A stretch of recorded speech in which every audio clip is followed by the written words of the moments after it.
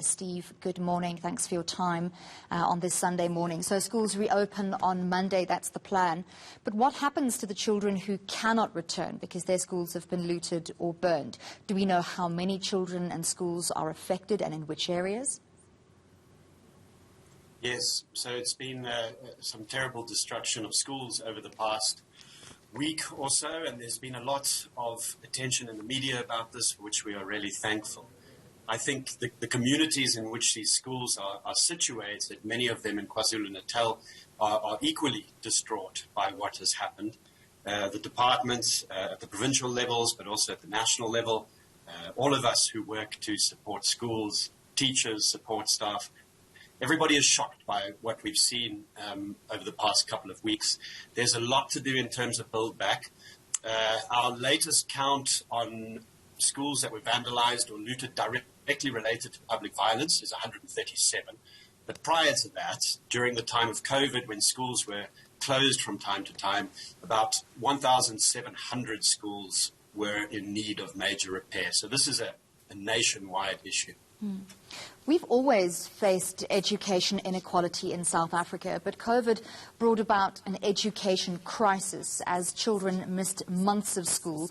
Those children and even their children will likely be locked into the cycle of poverty due to that lack of education. So what can be done about now that we are, as you say, in an education emergency?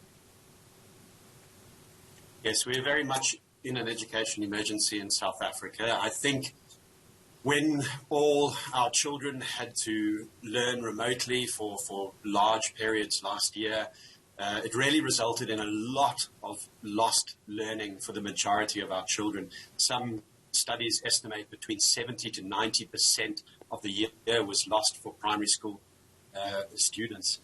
And there was very little in the way of remote support for the majority of our children across the country during this period, either because they lacked the technology, or they lacked the school infrastructure to support them, or they lacked parental support in what they were doing. So what we saw was increasingly these inequalities that are characteristic of South Africa widening. So what we need to do now is really focus on the immediate safe back to school of children. The minister spoke about this yesterday. We've echoed it, and we've been speaking about it for some time. We really need to get children back into school. We need to work towards the traditional timetable. We need to do catch-up. We also need to continue providing remote support and get a lot better at this, particularly for the most vulnerable children. So supplying the technology they need, but also the materials and the one-to-one support. So the kinds of needs are different for different schools. Some need access to water, others need access to safe buildings, others more infrastructure. But for the schools that have been vandalized, looted and burnt down across KZN and some in Gauteng, what is the immediate plan? How much money is going to be needed to put kids back in those schools? Because we also have to look at the reality that the children who usually go to those schools have nowhere to go. They cannot just be absorbed into other schools tomorrow morning, because a lot of those schools are already past capacity.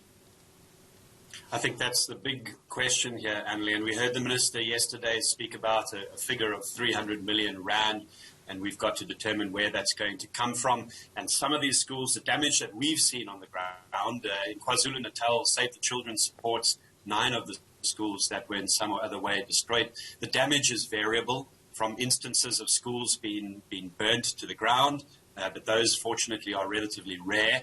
In most cases, simply looted, gutted, all cooking, cleaning material taken, all teaching materials, destruction within the classrooms, roofs and windows. So it's going to be quite a big cleanup. And I think what's needed now, you will have in some cases where there's been severe infrastructure damage, that will take some time to repair. But in most cases, if we rally around, the teachers, the support staff have been there since last week. If we provide the right support, we can get these schools in shape for us to resume learning as soon as possible.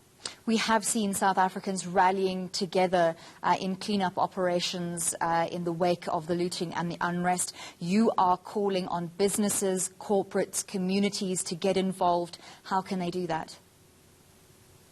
Yeah, you know what? One of the things we've seen through COVID, at least from civil society perspective, is really people starting to join hands and work together.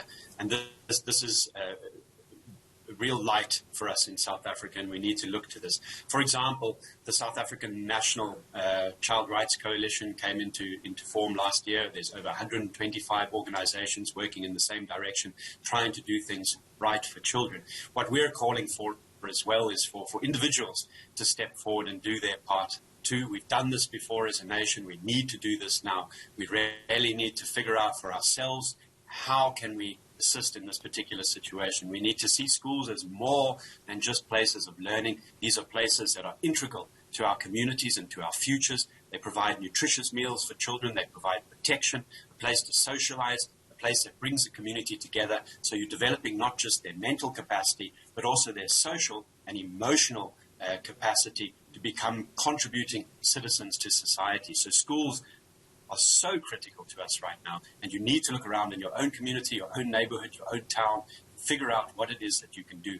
You can support organizations like Save the Children, and there are many like us. You can go online and see the work that we're doing. We have an emergency response focusing right now on the immediate needs, the infrastructure needs, getting children safely back to school, but then also over the long term, shifting the needle for children and ensuring that we really deliver for them when it comes to education.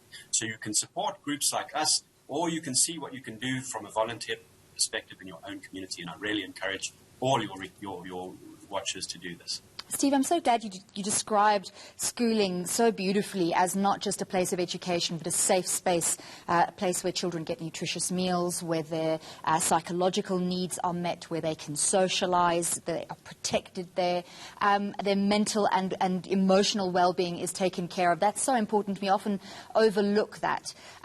Yet the recent vandalism of schools as part of the unrest, they weren't isolated incidents. We see vandalism, theft and destruction of schools on a regular basis across South Africa. So I want to give you an opportunity to address those people. Yeah. Let's assume they're watching, who do the looting, the burning and vandalizing of schools. What would you say to them? The first thing that I would like to express is that often when we see these things happening from outside, whether we're sitting in Johannesburg or Cape Town, Pretoria, wherever we are, and we see a school being destroyed like this, we generally think that that community, there's something wrong there. And that's not necessarily the case. Most times, and our direct experience of this in some of the schools in KwaZulu-Natal, is that the communities surrounding these schools have put a lot of effort into them. You know, money out of their own pockets. They really understand the value of these communities to their children and their children's future, and their own future by implication as well. So it's not as though these areas are at wholesale sort of hitting back at the schools. I think you have elements within any community and any area that will do this type of action, and it comes for many different reasons. We've seen it in the past in South Africa, as mentioned.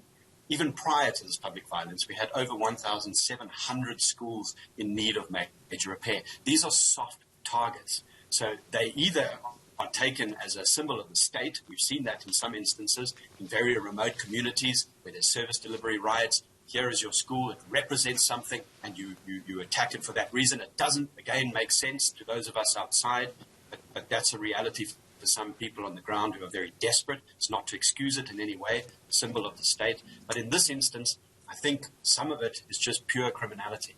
And the communities can rally around and can ensure that this doesn't happen. And we need to think about all those communities where it didn't happen.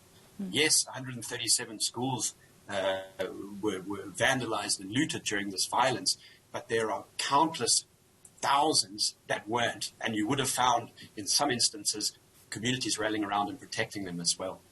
So how do we get past this? We've been talking around security for the past week. These schools need security. The fact of the matter is that we cannot end up in a situation where we're guarding these schools with guns and clubs. That's not what a school is supposed to be at all. There really has to be this deep-seated community ownership of it. That's the only way it's going to work. So our role as the government, as civil society, and anybody working in this space, is to ensure that we have an integrated approach. We don't just focus on the school. We look around the parents, the community. We make sure that there's that sense of ownership for what's happening in that school. And then hopefully everyone will get the message, hands off our schools. Absolutely, hands off our schools. We're going to end it on that note. Thank you very much.